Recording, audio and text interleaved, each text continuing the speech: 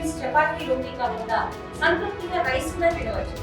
Doctor rice, sugar free rice, doctor rice, diabetic rice, sugar పెంచని బియ్యం, doctor rice.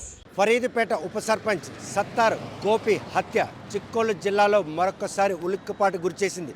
చూస్తే కనుక నిన్న 2:30 గంటల సమయంలో 16 నెంబర్ జాతీయరాజ్ సర్వీస్ రోడ్లో మాత్రం ఆయన గుర్తు తెలియని వ్యక్తులు దారి కాసి ఆయన వెనక వచ్చినటువంటి కోటి అనే వ్యక్తిని మాత్రం అక్కడ నుండి పంపించి ఆయన మాత్రం హతమార్చారు. ఈ ఘటన జరిగిన దగ్గర నుండి పోలీసులు మాత్రం ఈ హత్య ఉదంతానికి ఎవరు పాల్పడ్డారనే విషయంలో దర్యాప్తు చేస్తున్నారు. ప్రస్తుతం మాత్రం 24 గంటల్లోనే ఆ మృతదేహానికి సంబంధించిన పోస్ట్ మార్టం ప్రక్రియను పూర్తి చేసి కొద్దిసేపటి క్రితమే గ్రామంలోన ఆ మృతదేహాన్ని మాత్రం అంత్యక్రియల ప్రక్రియ ముగిసింది. కాకపోతే హైపర్ సెన్సిటివ్ గ్రామంగా చెప్పుకునే ఫరీదుపేటలో ఎటువంటి శాంతి భద్రతలు కూడా నిఘాతం కలగకుండా అవాంఛనీయ సంఘటనలు చోటు చేసుకుండా పోలీసులు మాత్రం పూర్తిగా గ్రామాన్ని కస్టడీలో తీసుకున్నట్టుంది. ఎక్కడ చూసినా కూడా అడుగడుగునా పోలీసులు పహారా.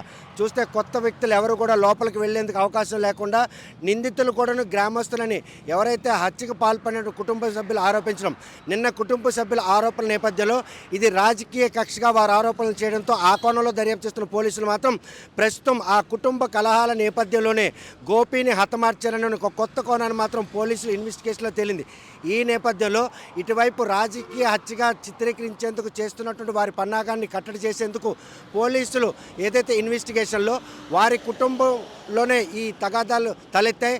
అందులో భాగంగానే 1:30 సమయంలో సమీపంలోని రహదారి పనులు పూర్తి చేసుకొని గ్రామానికి వచ్చినటువంటి గోపి తన అన్నయ్య కొడుకు అనేటువంటి కోటి ఇద్దరు ద్విచక్ర వాహనంపై రావడంతో కొయిరాల మెట్ట దగ్గర ఆ ద్విచక్ర వాహనాన్ని 9 మంది అడ్డగించి వారిద్దరిని కూడాను అక్కడ ద్విచక్ర వాహనం కింద పడిపోలే చేశారు.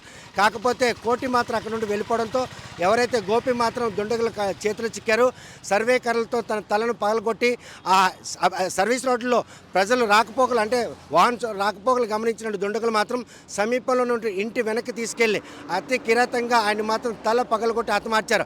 ఘటన జరిగిన వెంటనే గ్రామాన్ని కట్టడిలో తీసుకున్న పోలీసులు మాత్రం ఏదైతే పోస్ట్ మార్టం ప్రక్రియ ఉంటుందో ఆ ప్రక్రియలో బంధువులు కావచ్చు, గ్రామస్తులు కావచ్చు ఎటువంటి అసౌకర్యం కలిగించే అవకాశాలు ఉన్న నేపథ్యంలో సుమారు 500 మంది పోలీస్ సిబ్బంది ప్రస్తుతం మాత్రం ఊరిని మొత్తాన్ని కూడా అదుపులో తీసుకున్నారు. అడుగడుగునా కూడా ఇళ్లలో చూస్తే కనుక ఎవరు కూడా ఇంటి నుండి బయటకు వచ్చే పరిస్థితి లేదు.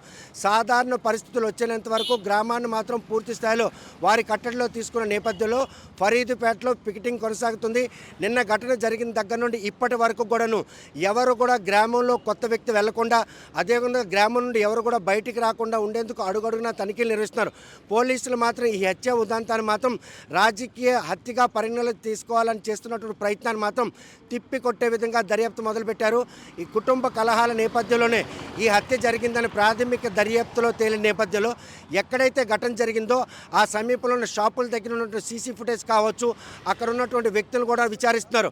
మరోవైపు హైవే మీద ఉన్నటువంటి సీసీ కెమెరా కూడా పనిచేయకపోవడంతో దుండగులు మాత్రం ఆ రూట్ను అక్కడ రెక్కి వేసి గోపిని హతమార్చేందుకు ఆ పాయింట్ని సెలెక్ట్ చేసుకున్నారా అన్నటువంటి అనుమానాలు కూడా తలెత్తున్నాయి.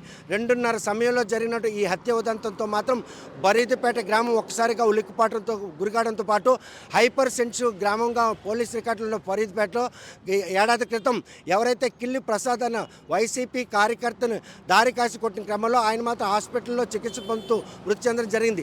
ఈ నేపథ్యంలో గోపి హత్య ఉదంతం వెనుక రాజకీయ హస్తం ఉందని చెప్పి కుటుంబ సభ్యులు ఆరోపించడం, మరోవైపు కుటుంబ సభ్యుల ఆరోపణలు పక్కన పెట్టి పోలీసులు మాత్రం క్షేత్రస్థాయిలో జరిపించినటువంటి ఆ దర్యాప్తులో మాత్రం అక్కడ కొంతమంది స్థానిక వ్యక్తులు ఉన్నారు, అక్కడ వారి భార్యతో పాటు కొంతమంది బంధువులు ఉన్నారు.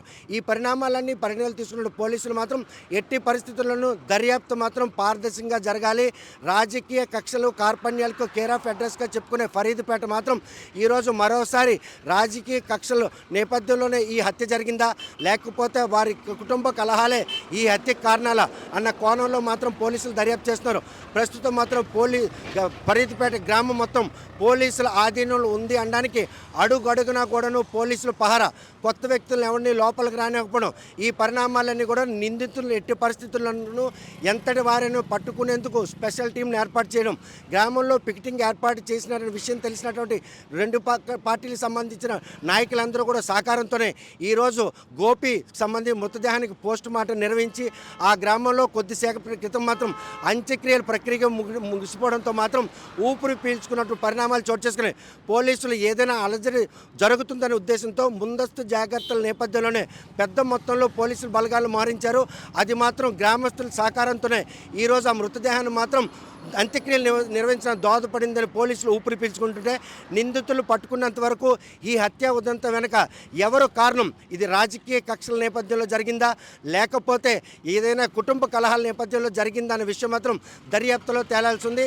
ఏదేమైనా ఫరీదుపేట హైపర్ సెన్సిటివ్ గ్రామంలో జరిగినటువంటి ఈ గోపి హత్య ఉదంతం మాత్రం చిక్కోలు జిల్లా వాసులు మాత్రం ఉలిక్కిపాటు గురి చేసిన అనడంలో ఎటువంటి దశ లేదు. ప్రస్తుతం ఫరీదుపేట అంతా కూడా ప్రశాంత వాతావరణంలో ఉంది. అంత్యక్రియలు పూర్తి కావడంతో మాత్రం పోలీసులు ఊపిరి పీల్చుకున్నారు అనడంలో ఎటువంటి అతిశక్తి లేదు. ఫరీదుపేట గ్రామం నుండి వీడియో జర్నలిస్ట్ రామకృష్ణతో సత్యం, RTV శ్రీకాకుళం. తెలుగులో ఫాస్టెస్ట్ న్యూస్ ఇప్పుడు కొత్త అవతారంలో 5 సెకండ్లోనే పూర్తి వార్తా సమాచారం మీ చేతిలో. సోషల్ మీడియా ట్రెండ్స్ మీ కళ్ళ ముందుకే live TV and voice search ఆప్షన్స్తో ఇప్పుడే డౌన్లోడ్ చేయండి. యాప్ లింక్ డిస్క్రిప్షన్లో ఉంది.